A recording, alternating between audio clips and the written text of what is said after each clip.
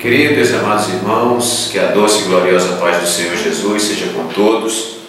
Mais uma vez estamos aí nos encontrando para mais uma lição da nossa Escola Bíblica Dominical. Estamos tratando nesse trimestre, conforme nós temos falado em todos os vídeos, sobre valores cristãos, enfrentando as questões morais do nosso tempo. Nós sempre apresentamos a lição, que é esta lição que é comentada pela Casa Publicadora das Assembleias de Deus. Cada trimestre nós temos uma lição. Desta feita, a lição sendo comentada pelo pastor Douglas Batista, pastor da Assembleia de Deus no Distrito Federal. Muito bem, e também presidente da Sociedade Brasileira de Teologia Cristã Evangélica, do Conselho de Educação e Cultura da CGADB. Meus queridos, é sempre um prazer estarmos com os irmãos. Quero mais uma vez agradecer aos muitos irmãos que têm acessado esse vídeo e têm complementarizado, vamos dizer assim, a sua aula. Deus abençoe vocês grandemente. Queremos pedir a vocês que, quando acessarem esse vídeo, dê lá o seu like, faça qualquer comentário, é muito importante para a gente, tanto comentário positivo como negativo, caso haja alguma crítica a ser feita. A nossa intenção é melhorar e servir os irmãos da melhor maneira possível. Queridos irmãos, nós estamos com vários assuntos que são pertinentes à nossa modernidade, pertinentes ao nosso século, são perguntas da nossa época e estamos confrontando todas essas questões com a ética cristã.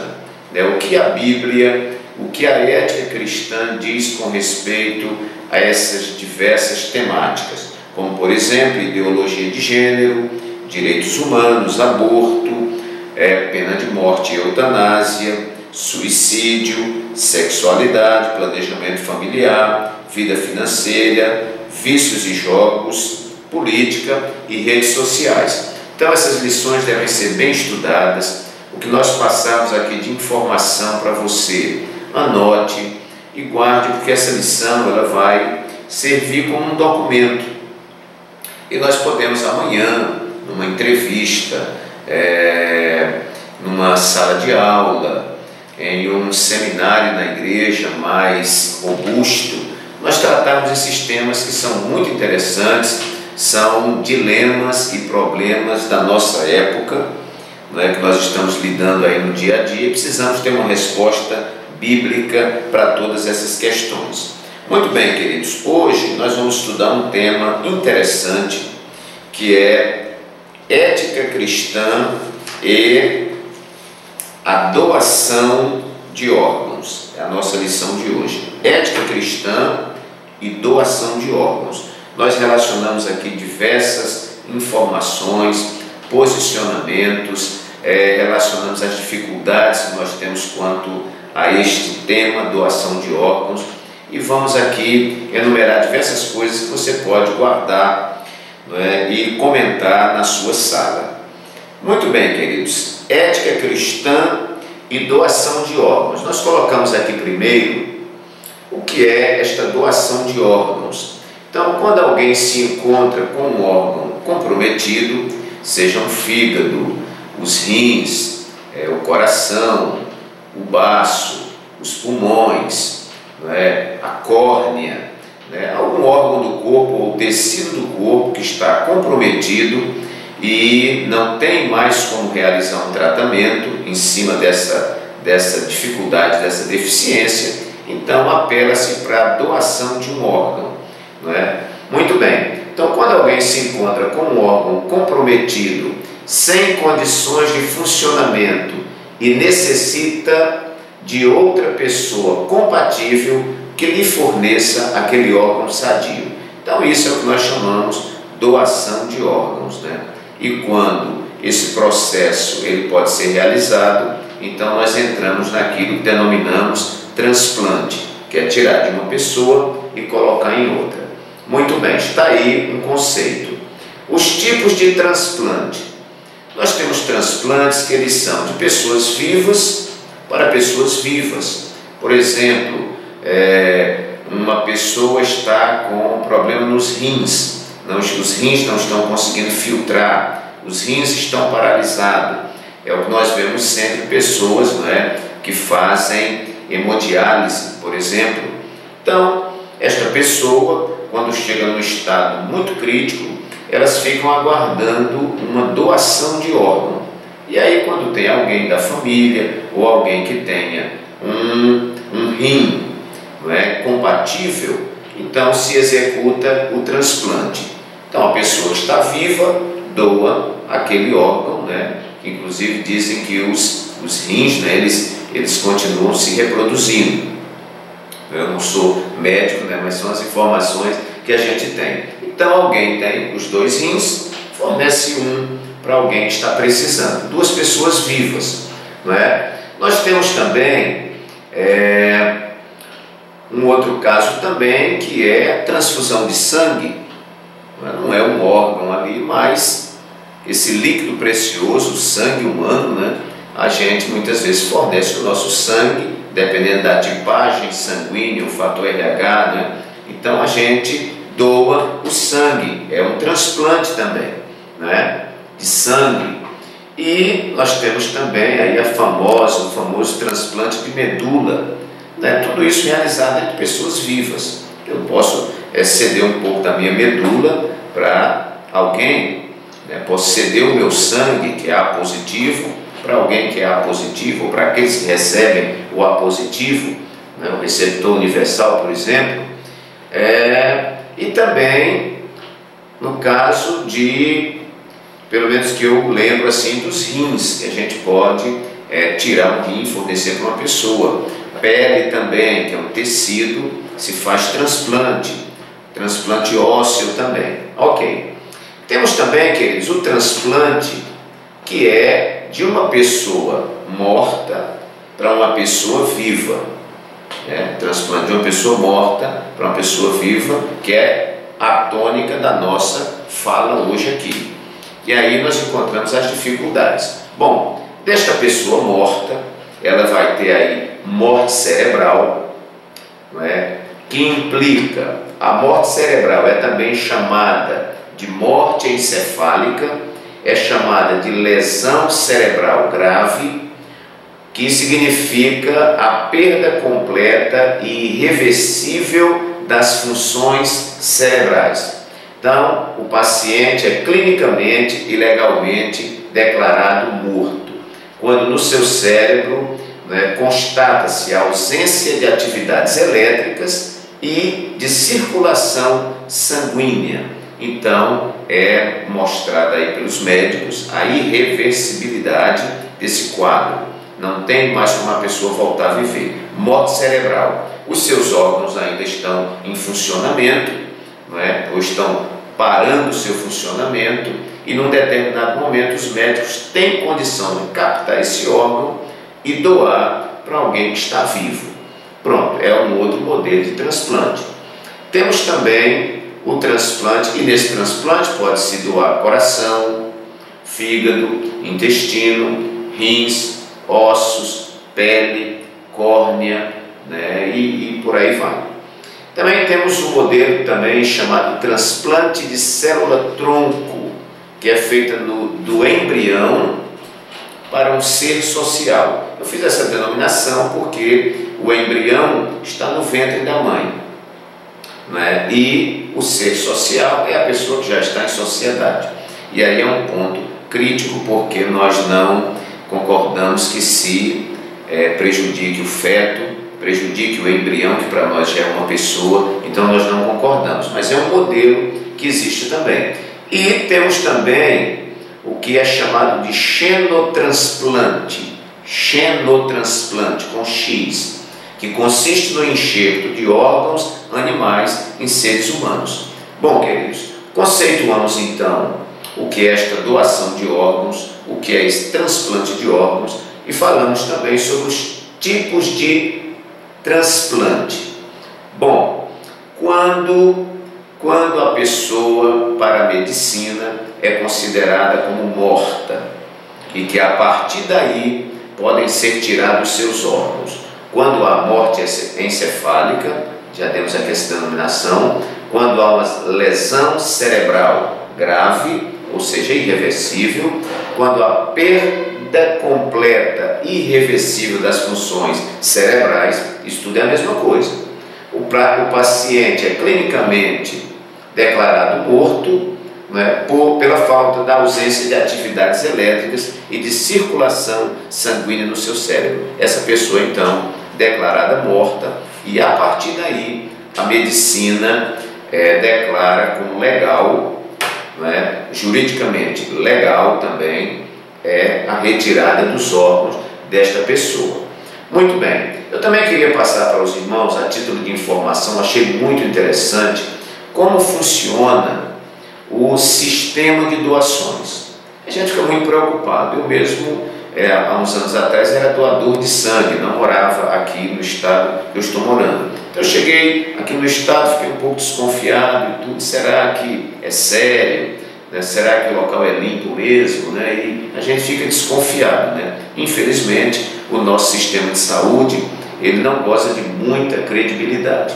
Mas como funciona, né? Eu andei pesquisando na internet, olhando como funciona o sistema de doações. Primeiro, o órgão está tão doente que não tem como tratar, então parte-se para a substituição.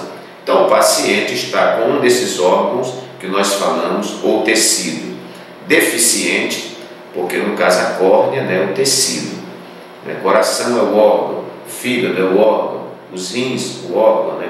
Pâncreas, órgão, né? Intestino, órgão, tudo bem. Então, esse paciente está com esse órgão tão deteriorado, tão comprometido, que ele precisa da doação de um órgão. Começa por aí. Então, eu preciso de um doador, porque eu estou com o meu órgão ou alguns dos meus órgãos comprometidos. Muito bem. Segundo lugar, é feita uma avaliação pré-transplante. Porque não é só pegar o fígado de uma pessoa e colocar em outra, o coração de uma pessoa e colocar em outra. Tem que ver compatibilidade, tipagem sanguínea, tem uma série de coisas que nós vamos ver aqui. Então se faz uma avaliação pré-transplante. Depois, esta pessoa que necessita, ela entra no cadastro técnico único, que nós denominamos fila de transplante. Muito bem. Esse sistema é informatizado, é nacional e é informatizado, relaciona o paciente conforme as suas características. Então eles vão relacionar conforme idade, o tamanho do órgão, tipo sanguíneo, gravidade do paciente, a distância em que está o doador para aquela pessoa que precisa da doação. Essa distância, às vezes está no Amazonas, o outro está aqui em Alagoas e tudo mais. Tipo de órgão ou tecido, qual órgão vai ser doado e vai ser recebido. Tempo em que esta pessoa está na lista de espera. E aí as informações é que há uma lista única para todas, para todos. Ela é estadual, ela é auditada online. Então, em tempo real, os auditores, né, aqueles que fiscalizam, eles verificam, né, a autenticidade, verificam a seriedade do sistema. Esse programa, esse sistema, ele é auditado online pelas famílias, pode ser acompanhado para ver como é que está a fila, como é que está o andamento, pelos pacientes, pelo Ministério Público e pela Secretaria da Saúde. É um sistema muito transparente, conforme informações, e que é imune à fraude. Então, eu ouvi uma entrevista com um médico e ele dizia que o nosso sistema é um dos mais seguros do mundo.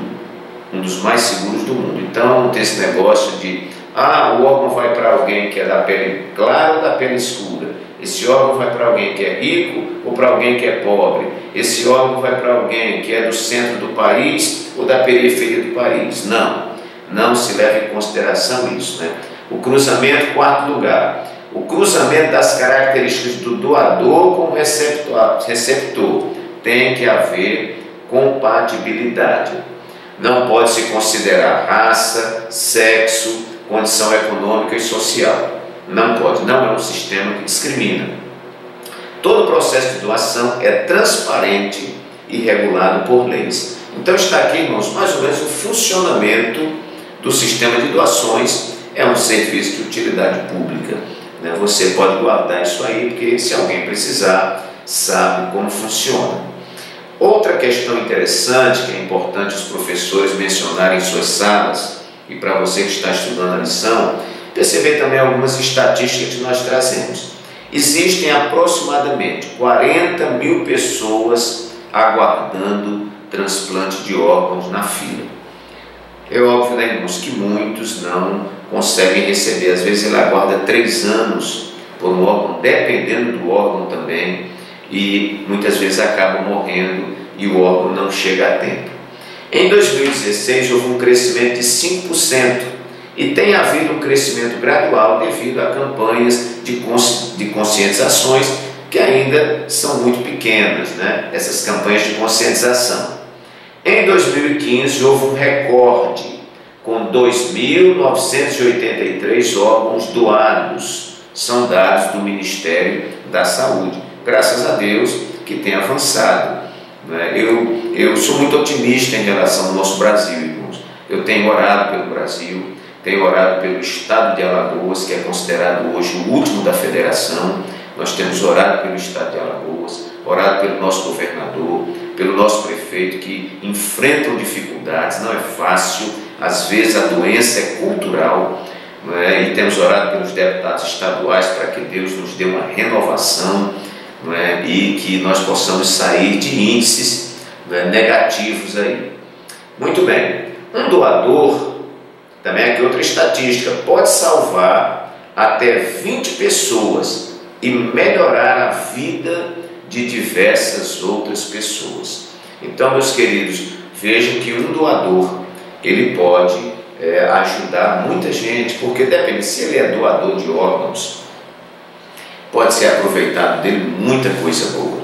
E nós que somos cristãos, né, que não bebemos, não fumamos, né, não passamos a noite na balada, dormimos bem, nos alimentamos bem. Então, o cristão, o crente genuíno, né, que serve a nosso Senhor e Salvador Jesus Cristo, é um excelente material aí para salvar muitas vidas. Muito bem, outra estatística é que 43% das famílias negam a doação de órgãos de seus parentes. E nós vamos ver aqui alguns fatores, né? Porque o que acontece, queridos? O corpo do defunto, o corpo daquele que já morreu, ele é da família. Ele é da família. É importante perceber, são informações que eu obtive, de que mesmo que a pessoa viva, ele diga, olha, eu quero que meus órgãos sejam doados. Quando ele morre, mesmo que se saiba disso, se a família disser não, é não. Que eu acredito que seja um ponto a ser trabalhado, assim como alguém deixa um testamento, e esse testamento é válido após a sua morte, que haja uma documentação onde a pessoa possa registrar que é doador, porque é muito complicado alguém morrer, a família enlutada, pesarosa, a família triste, abatida, e alguém chegar querendo pedaços desse ente querido. É realmente muito difícil de administrar e nós temos que procurar viabilidades para isso. Muito bem, 43% das famílias negam a doação de órgãos de seus parentes. Estimativa dos transplantes mais realizados por ano. Você pode guardar. Quais são os transplantes mais realizados? Transplante dos rins, 5.500 aproximadamente. Transplante de fígado, 2.200. De coração, 400. E de pulmões, 100. Esses dados não são desse ano atual, né? Acredito que isso aqui tenha aumentado, mas é mais ou menos nessa proporção. O órgão mais doado são os rins. 3 entre 10 pessoas se tornam doadores efetivos de órgãos ou tecidos. Então vamos colocar 3%, não é? Não, 3 entre 10 pessoas, né? Seria o que? 30% mais ou menos, né? 3 entre 10 pessoas se tornam doadores efetivos de órgãos ou tecidos. Aí nós vamos para a compatibilidade e tudo mais. 95% dos transplantes são feitos pelo Sistema Único de Saúde. Impressionante, irmão. O nosso SUS é o maior do mundo. Se tornou no Brasil uma política de Estado. Que coisa boa, e parabéns, né, irmãos? O que é bom, nós temos que parabenizar. Parabéns ao nosso país. E deixando aqui registrado que o Brasil, ele se encontra encabeçando aí, ou junto com os cabeças no mundo, em matéria de transplante de órgãos. No Brasil há muito transplante de órgão, agora infelizmente a demanda é muito grande. Agora vamos para um ponto muito importante que eu queria que você registrasse também, que são as dificuldades das pessoas. As dificuldades das pessoas. Falta de confiança no serviço público. Infelizmente, o nosso sistema de saúde, o nosso sistema público de saúde, né, ele não inspira confiança. Não inspira confiança. E isso tem sido uma dificuldade. Outra questão que pesa muito para as pessoas, eu estou falando das dificuldades em relação às pessoas, é o receio do comércio ilegal de órgãos, que é o denominado tráfico de órgãos, né? Então alguém diz, será que esse órgão vai ser tirado do meu filho, vai ser tirado do meu esposo, da minha esposa, da minha filha, da minha sobrinha? Será que esse órgão vai realmente para uma pessoa aqui legalmente, ou alguém vai vender e vai ganhar com isso, né? Até porque a gente de vez em quando vê em filmes, né, acontecer muito isso, né? Máfias que fazem tráfico de órgão, aquela coisa toda. Mas quero ressaltar, irmãos, que no nosso Brasil, apesar das muitas deficiências, esse sistema de doação ele tem sido muito bem montado, não é uma coisa escondida, não, ele é transparente, você pode acompanhar. Você que é o paciente acompanha, os familiares do paciente acompanham, o Ministério Público, e parabéns para o Ministério Público do nosso Brasil, que tem atuado bastante, ele fiscaliza, e também a Secretaria de Saúde. Muito bem. Outra dificuldade, discussão precária sobre o tema em família. Ninguém quer falar sobre morte, ninguém imagina que um dia a morte vai chegar. Ninguém senta dia de domingo para comer uma galinha caipira, né, para comer lá uma macarronada, para ir tratar. Olha, quando eu morrer, eu quero que doe os meus órgãos. Mas nós fazemos até uma colocação aqui pastoral, né, uma observação como pastor. Nós, irmãos, não somos como aqueles que não têm esperança, disse o apóstolo Paulo. Então, o verdadeiro cristão, ele não tem medo da morte. Não, ele sabe que morrer é viver com Cristo. Não vive pedindo para morrer, né? Nem vive tentando suicídio. Agora, o cristão não pode ficar apavorado com a morte, porque nós sabemos que do outro lado, aqueles que têm Jesus no seu coração, aceitaram Jesus como o único e suficiente Salvador, têm garantia de vida eterna. Então, não há problema, é que vai um conselho. Discuta em família. Olha, eu quero, quando eu morrer, quero que os meus órgãos sejam doados por outra pessoa. Firme isso. Se houver uma chance de formalizar isso em documento, faça. Não é porque alguém pode precisar no futuro e a família fica, qual seria o desejo dele? Será que ele queria que doasse? Será que ele não queria? Ele nunca falou sobre isso. Então essa discussão é precária no seio familiar. Outra dificuldade, a dor e a emoção fortes invadem a família e não há espaço para a compaixão e para a solidariedade. É uma grande verdade. Falta de empatia das pessoas. As pessoas não sentem o que os outros sentem. Então, meus queridos, o cristão, ele é dominado pelo amor. A gente precisa sentir a dor do outro. Então, se para mim os órgãos não vão servir para mais nada, por que eu não posso ajudar outros que precisam. É falta de empatia, né? Falta de sentir a dor do outro. O egoísmo prevalecente em nossa época, que é dominada pelo individualismo, tem sido outro problema. O medo de corrupção, já falei, venda clandestina de órgãos. Medo da aparência do morto ser comprometida. Tem gente que diz, vou arrancar a córnea do meu filho e vai pensar que ele vai ficar deformado na hora do velório. Não, ninguém vai deformar ninguém, né?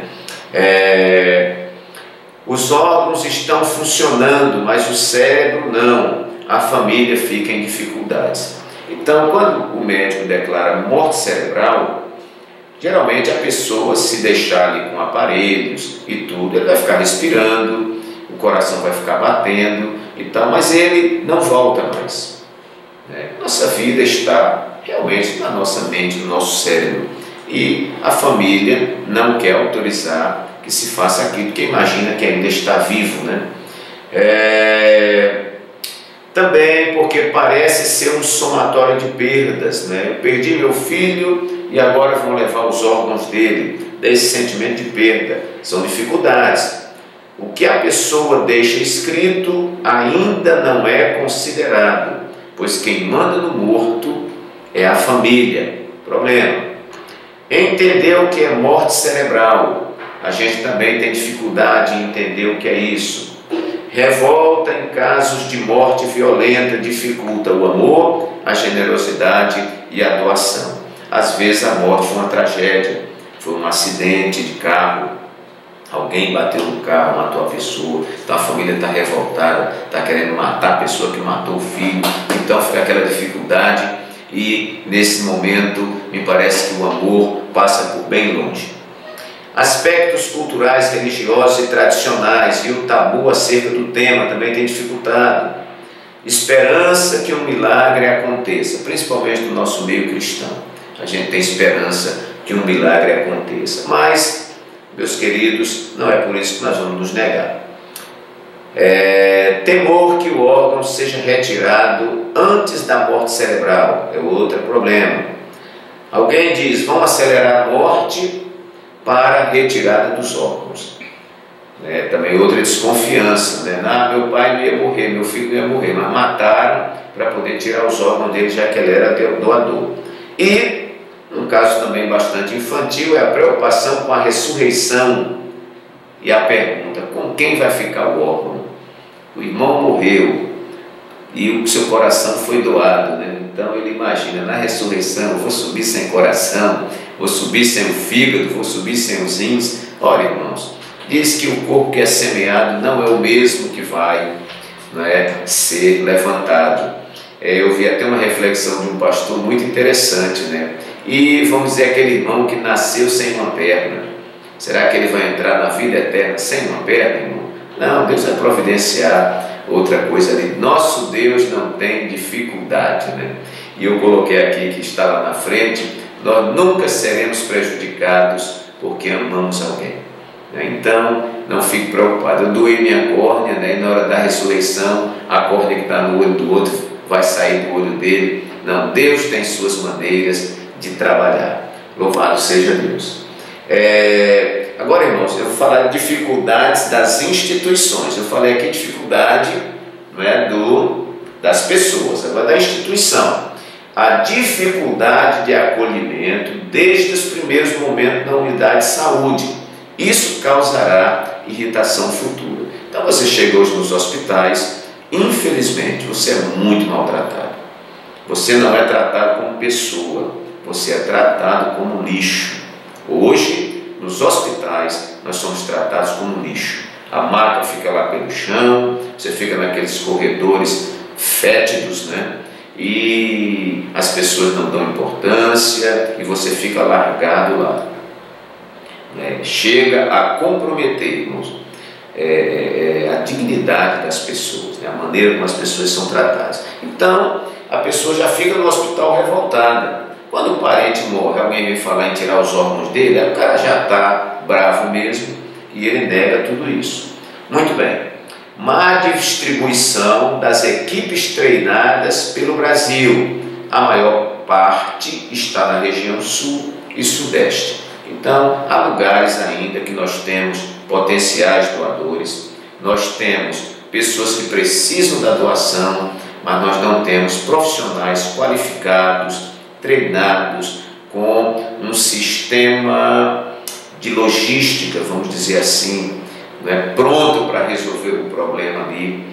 E aí, meus irmãos, essa centralização só nos grandes centros, né, como o Sudeste, Sul e tal, dificulta muito esse trabalho. Colocamos aqui dificuldade na identificação da morte encefálica. Até no meio médico, às vezes, há dificuldades para se identificar se realmente houve morte cerebral. Dificuldades logísticas, falta de aeronaves para transporte do órgão em tempo hábil. Existem órgãos, queridos, que eles podem esperar um tempo, né? E outros que podem esperar menos tempo ou mais tempo.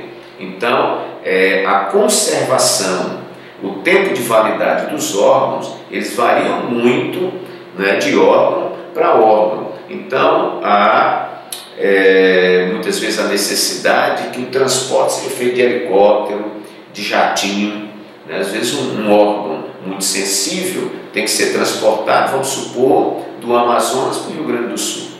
E é importante destacar que a Presidência da República disponibilizou um jatinho da FAB exclusivamente para isso. Mas imagine a demanda do nosso país. Mas parabéns ao governo por fazer isso aí. Muito bom. Falta de aeronaves, falando, né? Falta de um sistema integrado que forneça informações de pacientes e potenciais doadores em todo o país. Então falta ainda um sistema integrado, online, né?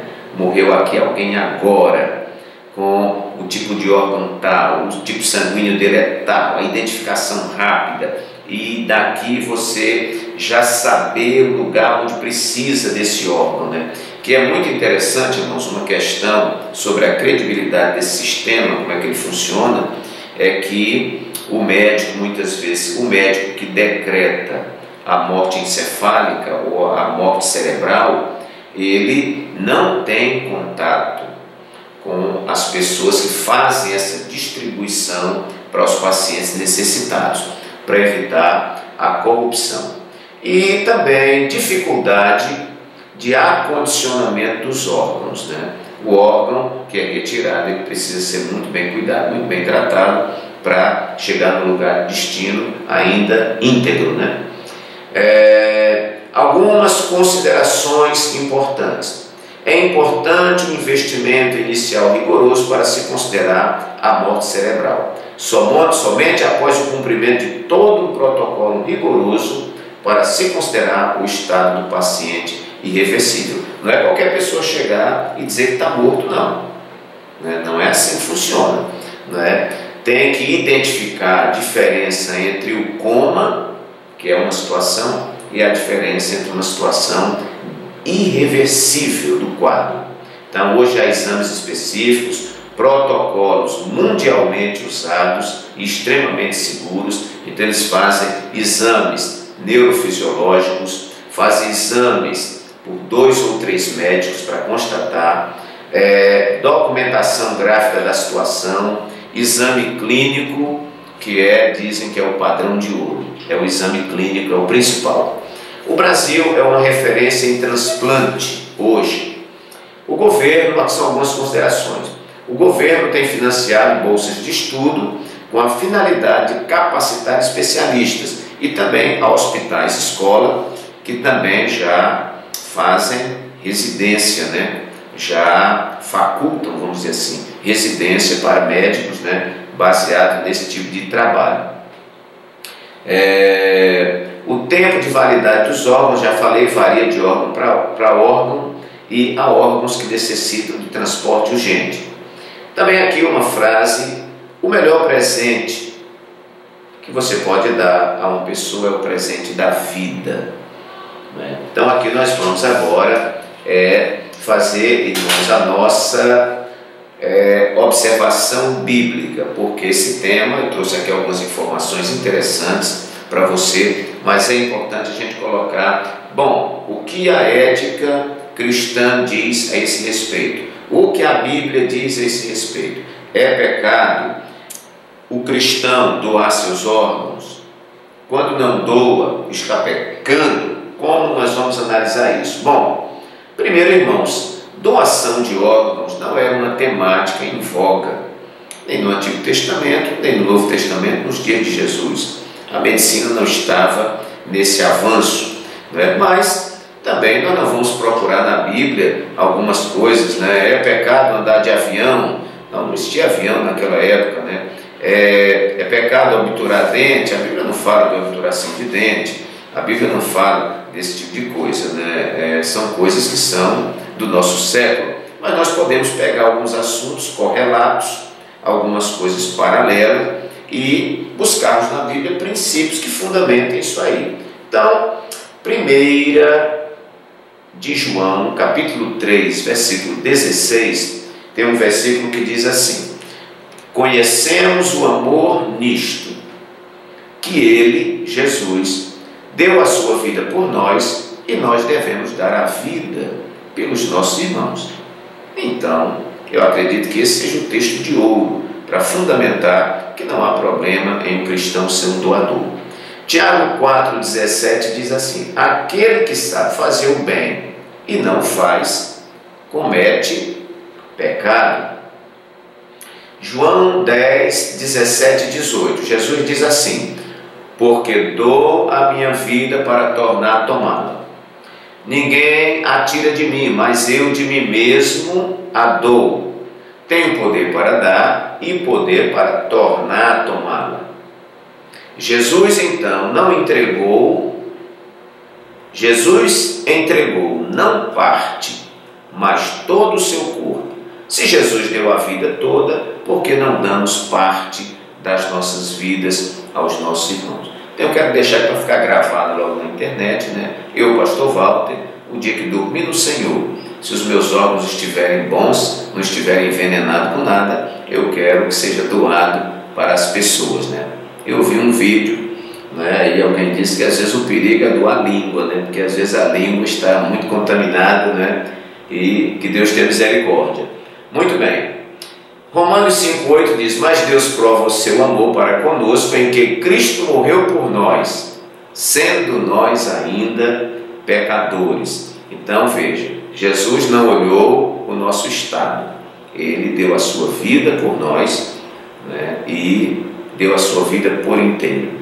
Ele podia, né, como Deus, ter evitado tudo isso, mas Ele se sacrificou, Ele deu toda a sua vida, derramou todo o seu sangue por nós. João 15,13 diz assim: ninguém tem maior amor do que este, de dar a sua vida pelos seus amigos. Então isso é um gesto de amor.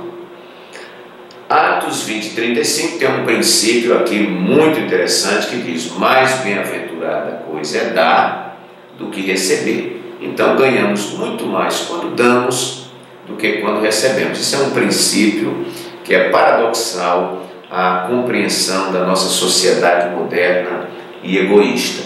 João 10,10 diz: o ladrão não vem senão a roubar, matar e destruir. Jesus diz: eu vim para que tenham vida e vida com abundância.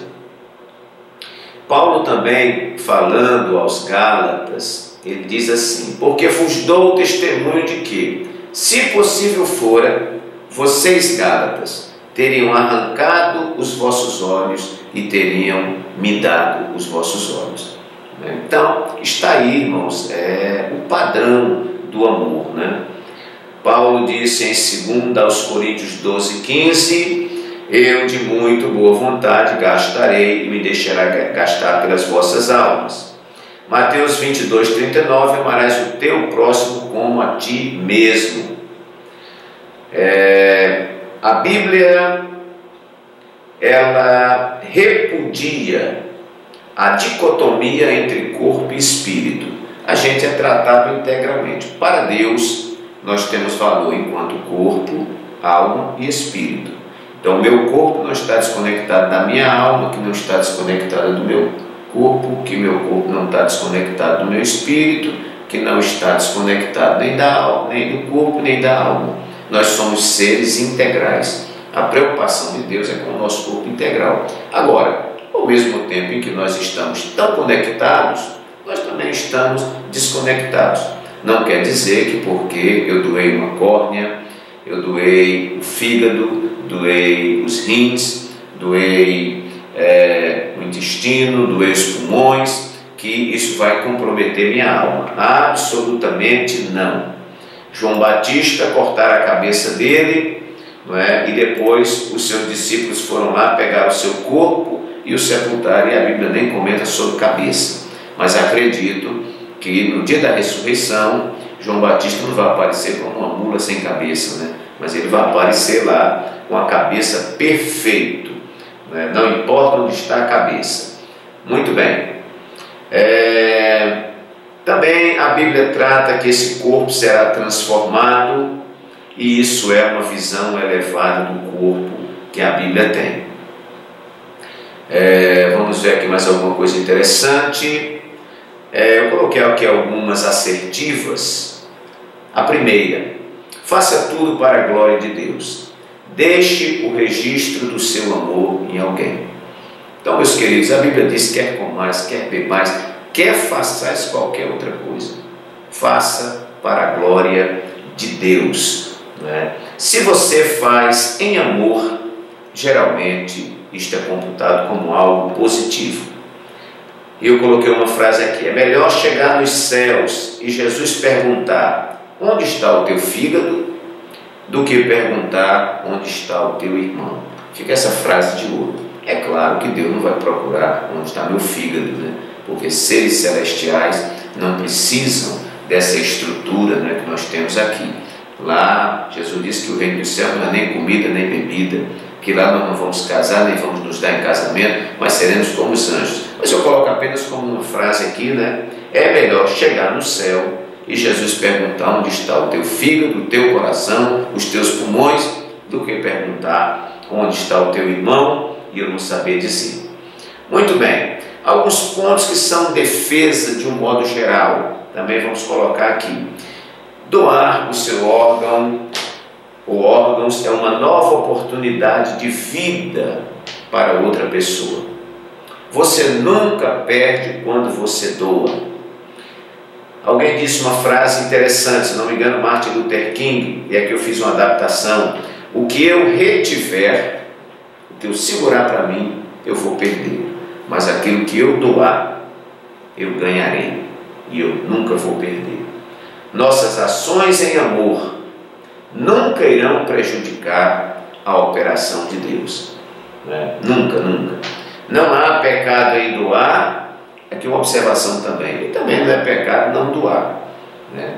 A pessoa doa se quiser, a gente tem a liberdade para isso, né? Não existe um mandamento bíblico dizendo doe os seus órgãos. Nós estamos aqui por dedução. Se eu amo, eu dou a minha vida pelo meu irmão, quanto mais os órgãos, né? Também é interessante que eu posso não doar, mas o nosso corpo de qualquer maneira será doado, não é? A alguém.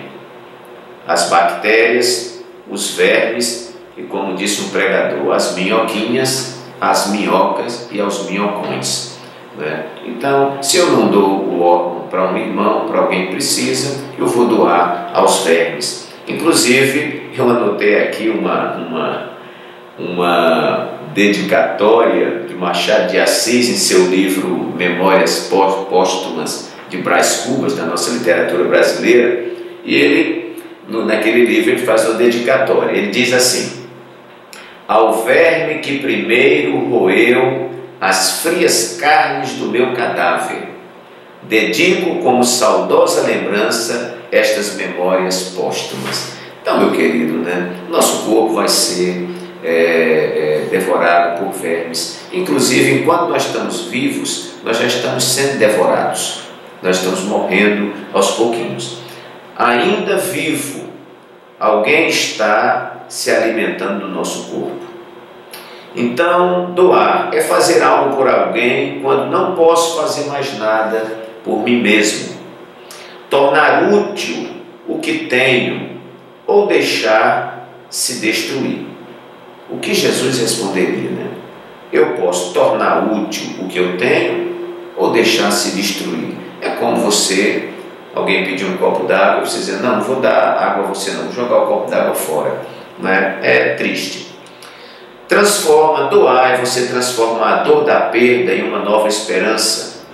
Não é justo muita gente na fila, quando pessoas estão sendo enterradas, muitas vezes com órgãos que poderiam ajudar muita gente. A falta de conscientização, a falta de educação e o egoísmo, você está enterrando mais 20 pessoas juntas com você. Então, se você é um doador em potencial e sua doação poderia salvar 20, 30 pessoas, se você não doa, quando você é sepultado, você está sepultando mais essas pessoas aí, caso elas não consigam com alguém. Quem nasceu sem os órgãos e membros, como será? Na ressurreição estará completo. Deus não tem dificuldades. Se você não doa, a minhoca vai comer gostoso. Morreu, só sobra depois de muito tempo cabelo, unha e ossos. São as únicas coisas quando você desenterra uma pessoa que você ainda acha lá: osso, cabelo e unha, que demora muito tempo para se acabar. Prolongo vidas que também terão mais tempo para se arrepender dos seus pecados. Então isto é uma grande evangelização. Mas ver uma pessoa que está à beira da morte, precisando de um órgão, eu dou o meu órgão para ela, ela vai viver, terá tempo de repente ouvir a palavra e se converter. Entender que a pessoa não morrerá em vão, aqui para os parentes, mas mesmo morta, ainda será útil. É consolar os desconsolados, é um auxílio póstumo, tornará um inativo, é o parente que morreu, tornará um inativo ativo, né? E você, o inativo em definitivo, ativando outras pessoas. Também alguém disse uma frase muito bonita, que você doando, você pode fazer com que alguém tenha 2 aniversários, porque é nascer de novo. É uma obra altruísta, graças a Deus por isso. Muito bem, queridos. Alguns problemas: 60% das famílias que não doaram órgãos desconheciam a vontade do morto em vida. Isso é uma estatística também interessante. Não se pode fornecer uma previsão segura do tempo de espera. Algumas questões que são problemas para a gente tentar buscar solução. Muitos morrem aguardando. E algumas informações que eu já falei inicialmente, que a Presidência da República disponibilizou um jato da FAP para atender essas situações. Quem faz o diagnóstico de morte não pode ter nada a ver com o sistema de doação. O médico não sabe quem será o receptor do órgão, são informações importantes. Um processo igualitário numa lista única, muito bem fiscalizada, não significa que ser doador vá viabilizar a doação, pode haver contraindicações. Também que este processo de doação é um processo inteiramente social. Quem doa é da sociedade e vai doar também para alguém que é da sociedade. Por último, uma palavra de incentivo: faça a doação de órgãos, fale com a sua família. A vontade é sua. Isso era uma frase que alguém citou: diz, faça a doação de órgãos, fale com a sua família. A vontade é sua, mas a decisão é deles. Então, meus queridos, está aqui algumas informações, alguns textos bíblicos onde a gente se posiciona. Finalizando a nossa aula, é importante que você seja um doador. Ser um doador, acima de todas as coisas, é um ato de amor. E o verdadeiro cristão, os discípulos de Jesus, eles não serão conhecidos pelo terno com gravata, não serão conhecidos porque eles andam com a Bíblia, mas eles serão conhecidos pelo amor que eles tiverem uns aos outros. Que Deus nos abençoe, que esta palavra simples, porém objetiva, possa marcar a sua vida e ter contribuído de alguma forma. Receba um abraço carinhoso do pastor Walter Pereira e até a nossa próxima aula, se Deus assim o permitir. Amém.